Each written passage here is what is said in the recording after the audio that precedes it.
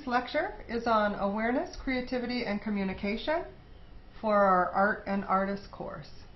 I'm just going to make sure I'm still recording, and I am. Great. This is Gina Dabrowski, and we're going to talk about a range of different topics. What is art? We're going to look at art and beauty, the nature of art.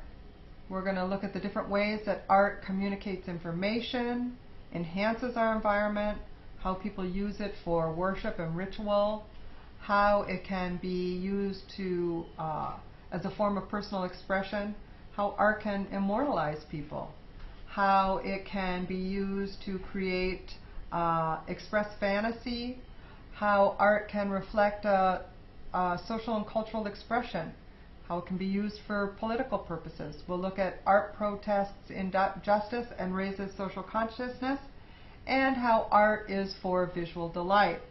So those are just some of the topics that we're going to look at. I know there's a number of them. But first we want to start with talking about looking and seeing. So looking is just a mechanical way of taking in what is before us. And seeing is a much higher level of perception. So for example, you can recognize a door handle, and you can see that it functions to open the door, and you just look at it and know that that's what it is. It's a door handle. But if you start to see the door handle, you can actually appreciate the beauty of its design, the detail of its shape, and maybe see that it may even be made of glass or some incredible material. So what we're going to do in this course is think about how we can raise our way of looking to a higher level of perception and see the things around us. And more specifically, see artwork in new ways and in broader and deeper ways. So we're going to really look at things and see the message and meaning that's being communicated. So in Lee Friedlander's photograph of Bismarck, North Dakota, we've got all kinds of lines that kind of intersect. We've got telephone pole lines. We've got the reflection of the lines on the wall. All of this communicates a message to us. And that message is chaos and motion, and it's very active. This image is from Pearson's Prentice Hall. The book is Art Forms by Prebles.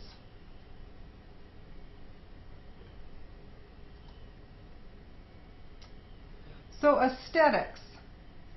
This is one term that we'll use quite often here in class. It's an awareness of beauty. It's a quality in a work of art, and aesthetics can evoke an elevated sense of awareness.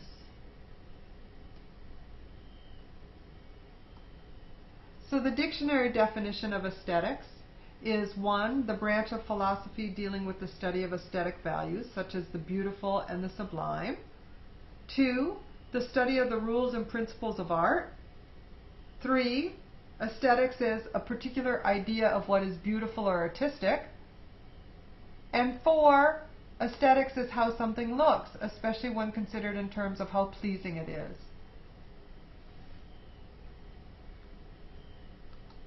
So let's start by talking about the nature of art. Art does not need to be understood to be enjoyed. Like life itself, it can simply be experienced. This is a quote from Prebles' Art Forms on what art is. So what is art? Well, art is a number of things. It's a visual expression of ideas or experience. It requires a skill. It needs to have a medium in which to express this idea or experience. And the medium is the material plus the technique. And if you refer to media, it's just the plural of medium. So multiple things coming together is media, like multimedia. So art has to take a skill and a medium and bring that together, and the material, or the material and the technique together to create this medium. So what is a medium? Well, photography is a medium, painting is a medium. We've got the materials in those cases. Oil would be the material, or would be the technique. Oil would be the material in painting, and the technique would be the application of that oil to create painting as a medium. So let me again say that. The medium is the materials plus the technique. So, for example, clay, ceramic, sculpture, painting, those are the mediums that we will look at in art.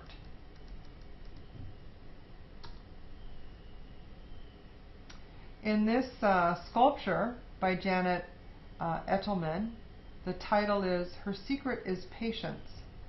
So the layout that I've done with all of these slides and all of these images is how you'll see the first, the artist's name comes first, so in this case Janet Ettelman. Then the title of her art piece, Her Secret is Her Patience, is italicized. And then the year it was done, in 2009. Often I'll list the medium, in this case it's sculpture, and the materials. Polyester, fiber twine, and rope. It's quite large. It's 100 feet by 100 feet. So you can see the buildings below. It's a projection onto this fiber and twine. And you can see the size in relationship to the buildings below. So that's important to get a sense of scale. And to know, especially it's a little difficult at times to know when you're looking at an image on a monitor, what is the actual artwork. In this case, it's a sculpture, but we're looking at it in a two-dimensional space. On the other hand, this is a photograph, which is two-dimensional, by Lauren Greenfield. The title, The View North toward Burj Dubai, done in 2009. So what is the medium here? Well, that would be photography is the medium, and the material is the color photographic paper.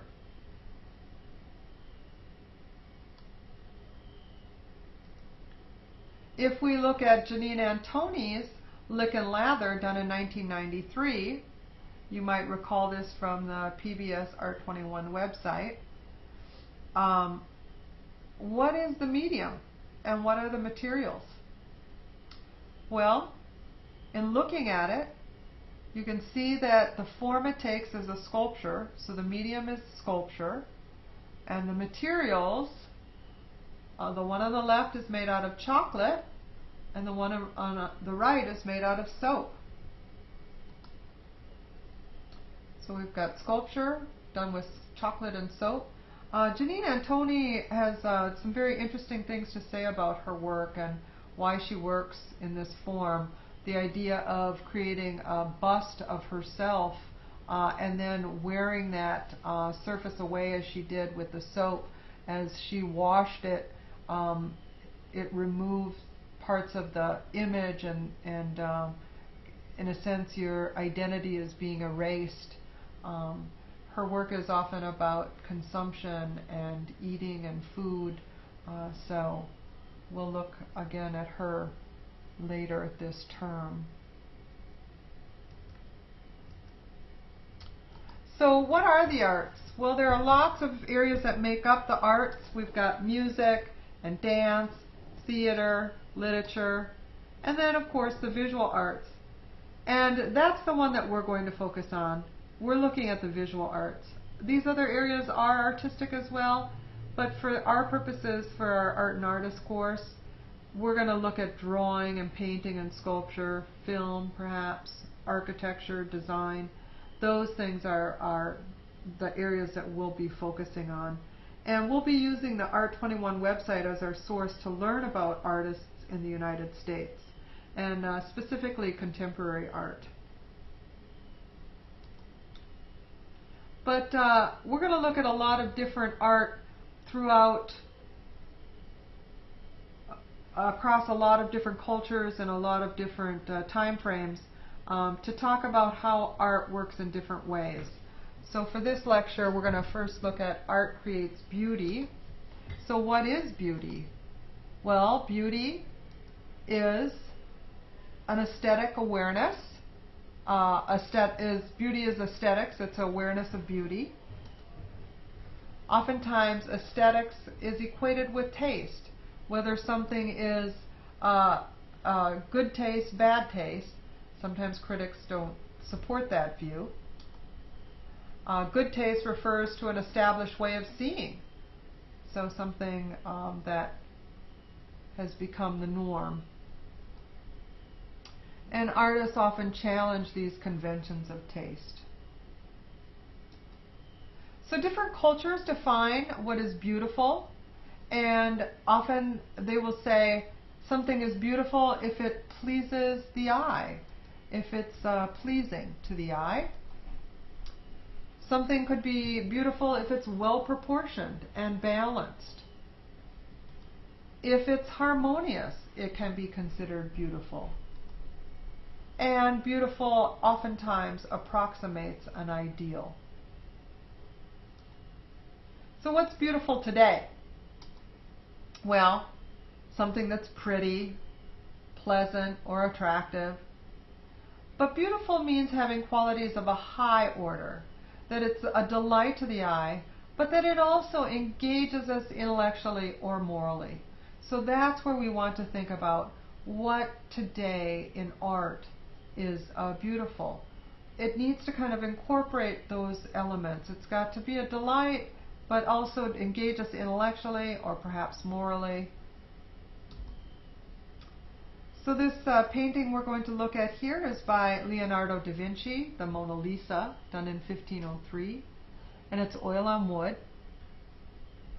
And in this piece, Leonardo was fascinated with street life and studying people who had very strong and striking appearance.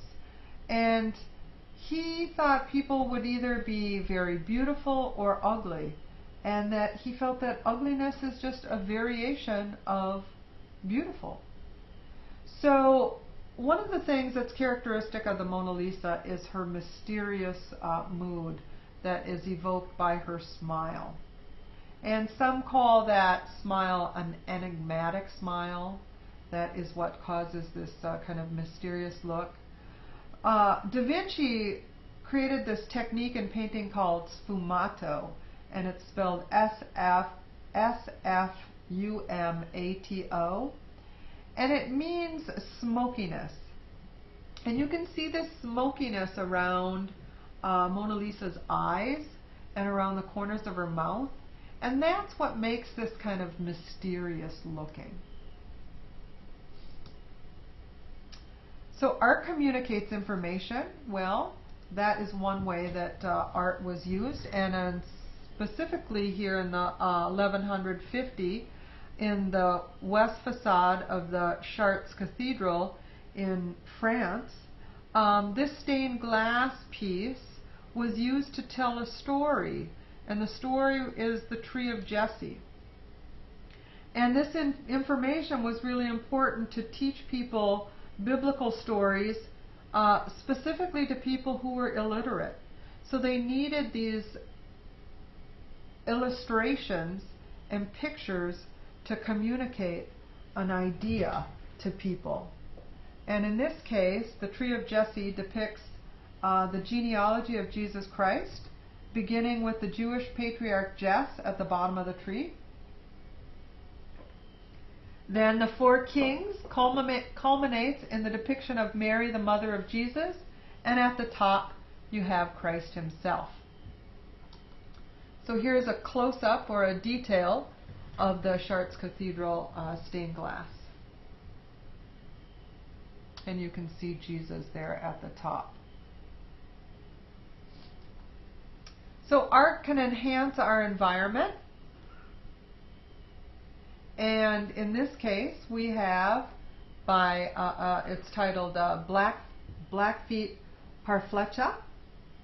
And it was done in 1885, and it's made out of rawhide and pigment, and it's 21 inches. And this is the kind of art that you see for day-to-day living. And in fact, this bag could be used to carry your cell phone. So notice the beautiful colors and triangles and patterns that are on this parflecha. You've got, red and gold and blue. Those are some of the details that we want to start to look at and think about when we examine art, and we start to see what it's made out of. You might recognize this. This is the IDS Tower, the IDS Center in Minneapolis, and it's how architecture can enhance our environment as well. Art can be used for worship and ritual. In this plate or dish done in the 10th century, it was in East Iran, and it's made out of lead glazed earthenware and colored slips. It's only 8.25 inches in diameter, and what you find on this plate, on this dish, is around the border is this stylized Arabic writing from Muslim scripture, which underlines the plate's function in hospitality. So, quote, it says, "Generosity is one of the qualities of the people of paradise," unquote. So you can see how this illustrates the function of art in everyday life in East Iran.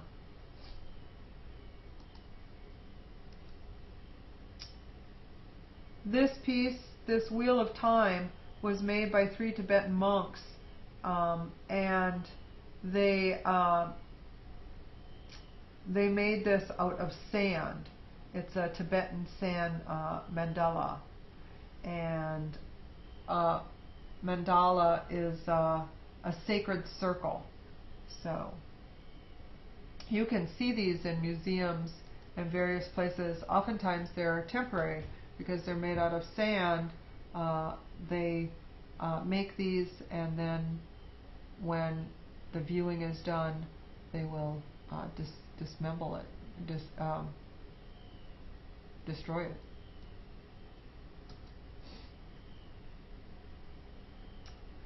So in this case, we've got Stonehenge, which is in Wiltshire, England, and it's made of these enormous rocks, these enormous stones.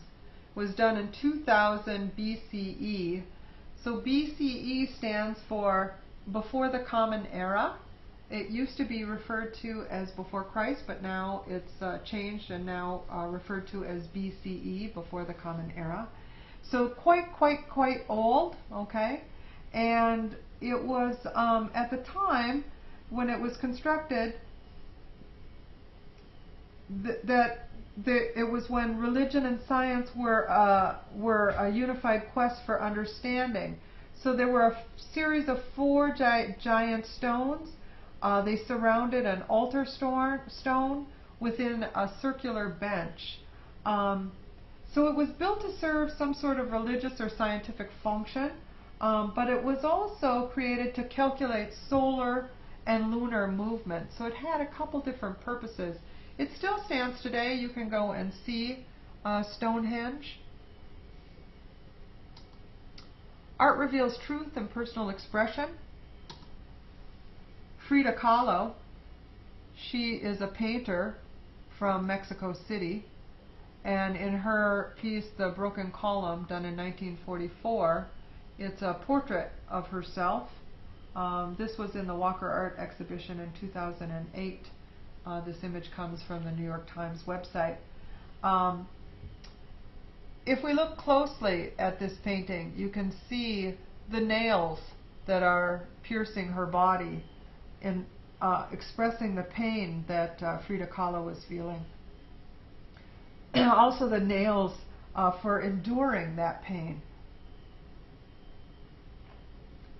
And the tears to show how excruciating it was, the pain. And if we know a little history about Frida Kahlo, she was in a terrible accident as a young woman in Mexico City. She was on a streetcar that was in an accident, and as a result, a metal rod was driven through her abdomen. And as a result of the accident, she had surgeries throughout her life that left her in terrible pain. And so many of her artworks reflect that.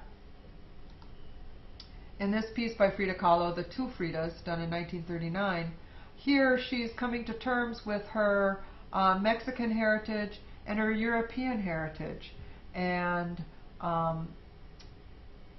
how the kind of lifeblood between these as represented by the heart in both of them. So she's got this kind of split personality and divided between these two heritages.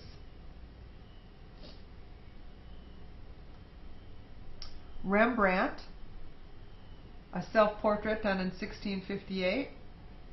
He did dozens of self-portraits from the time he was 20 until he was in his 60s. And he thought of himself as the most reliable model.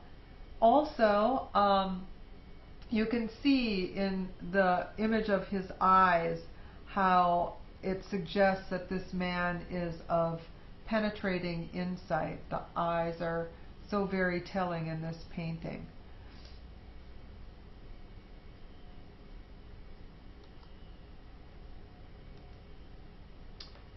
Young Su Men, the title of this piece is Dwelling, done in 1994. It's mixed media, and what mixed media means is that there are several different media that are brought together. And in this case, you've got books beneath this traditional Korean style dress, and among the books are maps and also other mementos, personal mementos, and photographs. And then inside the dress there's a script from the Korean poet that is about loss of identity. So in this piece, Young Su Min is expressing her alienation and absence from her own personal history as a Korean. So she's making an art that deals with those issues of identity. Romare Bearden, Rocket to the Moon, done in 1971, is a collage, and we're going to see a lot of different type of materials and media and different mediums that are media that are being used. In this case, a collage is a collection of different multimedia, like magazines and drawings, and it's the bringing together of all those materials into an art piece. And you can see the cutouts of young children, heads placed on the bodies of other children, and that's in the bottom of the frame. In the top right, you see the moon, and next to the moon you see the rocket. It has the red flame at the bottom of the rocket with a yellow flame coming out of it. So what Bearden was fascinated with was his daily life that he witnessed in Harlem and the rural South, and so this is his story about his life in Harlem. So art can be used to immortalize people, and we'll take a look at a couple examples here. And in this case we have Andy Warhol, And Andy Warhol's piece is called Marilyn Monroe. Was done in 1962. And it's paint and silk screen. And Warhol is known as a pop artist from the 60s. And this piece actually is from the Walker Art Center as well. You can see this Marilyn Monroe piece. But Warhol was fascinated with celebrities. And so he used celebrities in his artwork to immortalize them. And he was also fascinated with death. So as we will see in a moment too. So when he was doing these paintings of Marilyn, and then reading about her suicide in 1962, he realized that everything that he was actually doing was really about death and not just about celebrities. But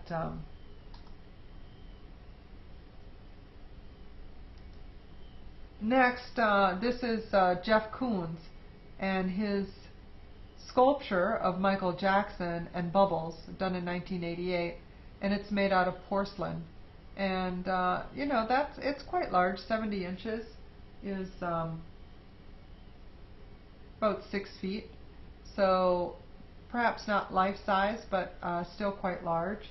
And what's interesting about kind of how he's taken Michael Jackson here and tapped into what was going on at the time. In 1988, Michael Jackson, according to the New York Daily News, had a treasured pet chimp, and the media made quite fun of it, but that chimpanzee lived with Jackson through the 80s, and he went with him to movie premieres, parties, and recording sessions. And as you can see in Jeff Koons' representation of Michael Jackson and Bubbles, they're wearing the same outfit, and that's because they often dressed in similar clothes and outfits. So this is Jeff Koons' portrayal of Michael Jackson. Again, Andy Warhol, in this image, Elvis 1 and 2, done in 1963. The medium is silkscreen, ink, and spray paint on linen. And Warhol was really interested and fascinated with celebrities and tragedy.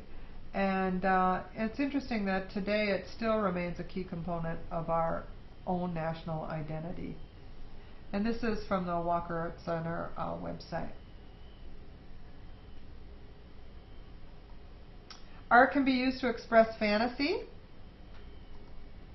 Jeff Koons, his balloon dog, Red, done in 1994 to 2000.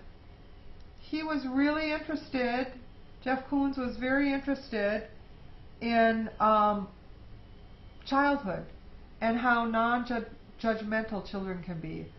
That you just accept things like the color blue for its blueness. If something's plastic, it's a great piece of plastic. Well, he took that idea of the balloon dog and made an enormous sculpture, 143 inches by 121 inches. So it's like, you know, 10 feet tall. And it's out of this stainless steel with transparent color coating. So it's very reflective. It looks like it's perhaps plastic and you can kind of see through it, but it's made out of stainless steel. So it's incredibly beautiful, and yet kind of fools the eye into thinking that it's light, and yet it's made out of stainless steel. So again, Jeff Koons. Marc Chagall, I in the Village, 1911. It's an oil piece on canvas.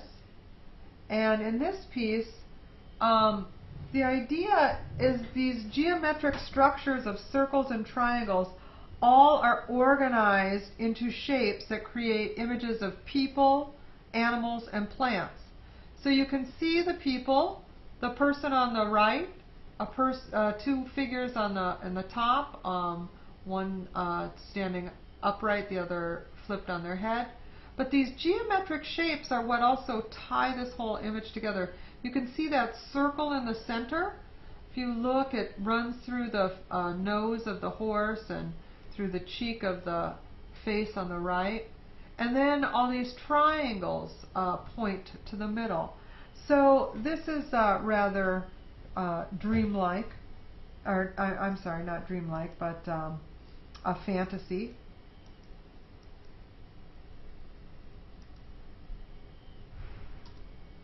This next image is sort of a fantasy, but it's a dream.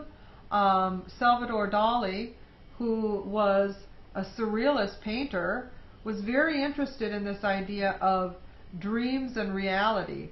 And so the term was coined, the combination of dream and reality was a surreality. So that's where the term surrealism comes from. And this title of this piece, Abstract, The Persistence of Memory, 1931, is an oil on canvas. And if we start to look closely at the image, we see all these clocks, this clock dripping in the desert heat, melting over this tree. We've got a clock on the far left that's covered with ants, and then another clock that's draping over this figure in the center of the painting. And if we look closely at that, we can start to make it out as perhaps even a portrait. You can see the tongue coming out from under the nose, maybe the eyelashes. Some say that it could be a self-portrait of Salvador Dali.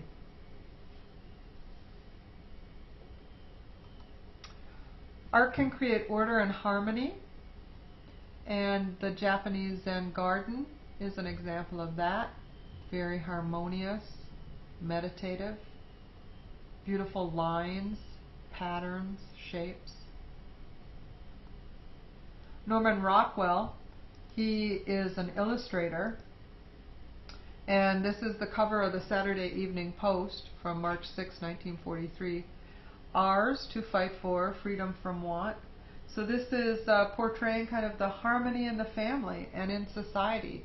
So you've got perhaps the grandparents serving a turkey and the rest of the family sitting around the table with big smiles, showing a very harmonious group. Art reflects the social and cultural expression of the time.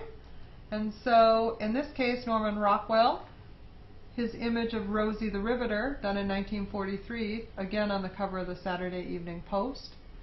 Well, in 1943, there was a war going on, and the men were serving in the war, but they needed people to work in the factories, so the women were called in, and in this case, Rosie the Riveter worked in the Portland shipyard as a welder during the war. And not only did women then contribute at home, but they also contributed in manufacturing plants. Richard Hamilton's piece is a reflection of the time. Just what is it that makes today's home so different, so appealing? 1959. And this is a collage, and again, a number of different materials are brought together. You can see an 8-track tape player. Of course, you wonder, what is an 8-track tape player? Well, that was how people listened to music in 1959. Today you might see CDs strewn about, but in this case you've got a CD, an 8-track player. He's holding a Tootsie Pop. The bodybuilder has a Tootsie Pop in his hand, so those were very big at that time. The invention of the vacuum cleaner. You can see behind him, it runs up the stairs, If we look to the right, in front of the pinup girl, we've got a canned ham. So canned hams had just come into vogue. And then if we look at the very top of this collage, we see an image of an earth. So the room is without a ceiling, but we can see the planetary system above. Well, Jenny Holzer, she takes her art outdoors, and in this case, it's titled For 7 World Trade, done in 2006. And her art is actually text that is projected onto this building. And here it says, Great Hall seemed to me one of, it's probably a scrolling text of electronic LED sign. And she did this as a response. She didn't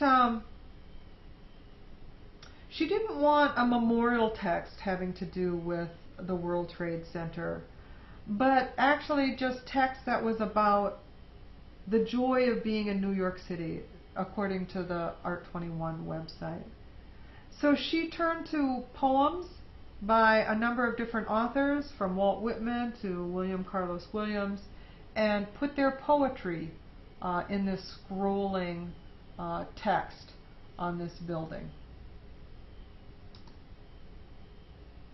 Andy Warhol, Coca-Cola, bottles, 1962. That certainly represented the time. And this is oil on canvas.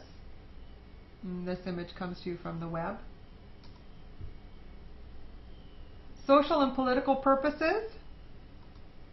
Felix Gonzalez Torres, his Untitled, or Death by Gun, was done in 1990. So not all artwork is hung up in museums and galleries on the walls. In this case, these offset prints on paper, or kind of posters, were set on the museum floor, and visitors, viewers, could go and actually take a poster home with them. So you could actually pick up a poster and take it with you. These were images of all the people who had died in one day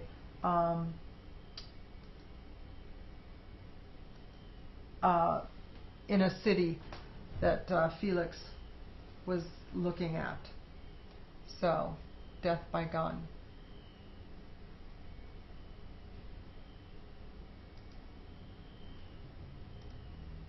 Felix Gonzalez Torres asks for the public to help him complete the work. So, these were victims of gunfire in the U.S. In a randomly selected week. So, and he had produced endless copies in a stack on the floor for people to take with them. Anne Mai Lee, she's one of the artists that we'll be looking at, or you can look at in the Art21 website. And her title, Art Practice, USS Peleliu, done in 2005. It's a very large photograph, 40 inches by 56 inches. And this work for Anne Mai Lee is informed by her own personal experience, having fled Vietnam with her family in the mid-70s. And she was a political refugee. So this work influenced her, that experience influenced her art making. That experience being, having fled Vietnam during the war.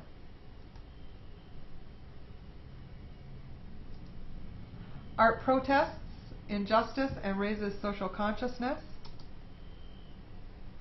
So Francisco de Goya, the 3rd of May, 1808, was painted in 1814. It's an oil on canvas. It's huge. It's 8 feet by 13 feet. And so during the French Revolution, Madrid was occupied by Napoleon's troops in 1808.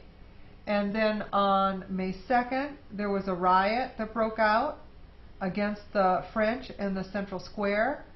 And officers fired from a nearby hill, and the cavalry was ordered to cut down the crowds.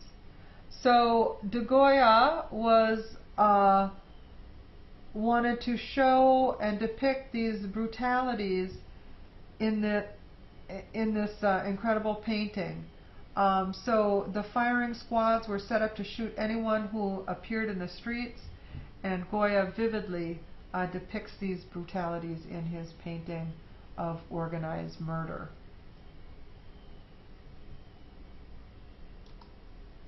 Nancy Spiro from Art 21, her piece titled Search and Destroy, done in 1967, it too is in response to war, and in this case it was in response to the Vietnam War.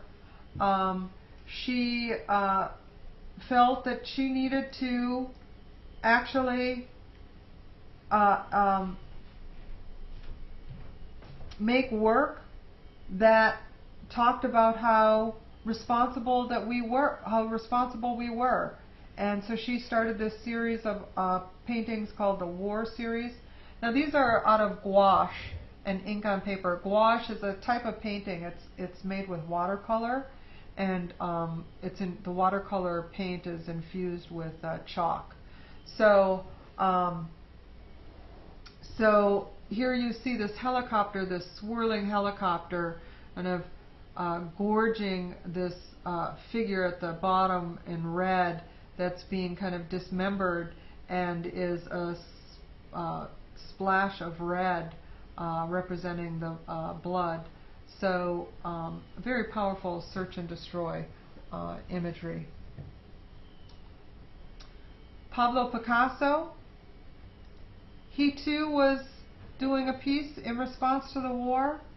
The title of this piece is Guernica, and it was done in 1937. Picasso was commissioned to make a mural for the Paris Exposition, but on April 26, 1937, an experimental mass bombing of the defenseless Basque town of Guernica happened. And Guernica is, of course, a Basque town that is part of Spain, and Picasso is from Spain. So the bombing leveled this 15 square blocks city center, and hundreds of people died. So Picasso wanted to make a piece in response to that, a painting showing the kind of brutality against the people of his native country, and that's how Guernica, the painting, came about. You can see the figure on the bottom who's partly dismembered. He's holding a broken sword, and above that broken sword on the bottom, very bottom middle of the frame, is a daisy or a flower, and that flower represents kind of the hope that is possible even in all of this destruction. You can see how in this painting the figures, the forms create a triangle, making it incredibly dynamic. You've got the head of a horse and at almost the top of that triangle. Margaret Burke White, she is a photographer and shot for Life magazine. And in this piece, at the time of the Louisville flood, 1937, this was on the cover. And I'm sorry, it may not have been on the cover. I'm sorry, no, it was in Life magazine. What's interesting about this photograph is how people of color standing in a bread line waiting for food because of the flood that has taken place are standing in front of this billboard that states the world's highest standard of living. There's no way like the American way, which is portraying what is being represented as this idyllic family with Caucasian mother, father, 2 children, and a dog. So so that kind of commentary on the political kind of situation and the strife that we experience. So you can't help but when you look at this photograph not think of Katrina and the photographs that came out from newspapers and magazines. of people at that time. Art for visual delight. So art can be a form of pleasure, enjoyment, amusement, diversion, and it can lift us above the stream of life. With art, we can perhaps forget about where we are for a moment, according to the textbook Art Forms. And this image, decorative panel from the Alhambra in Granada, Spain, was done in the 14th century, and it's a glazed mosaic tile. It's 60 inches by 50 inches, and it's Islamic art that's abundant with lavish decorations. When you look at this piece, your eyes can follow the pathways through the geometric forms and the many shapes and sizes and colors.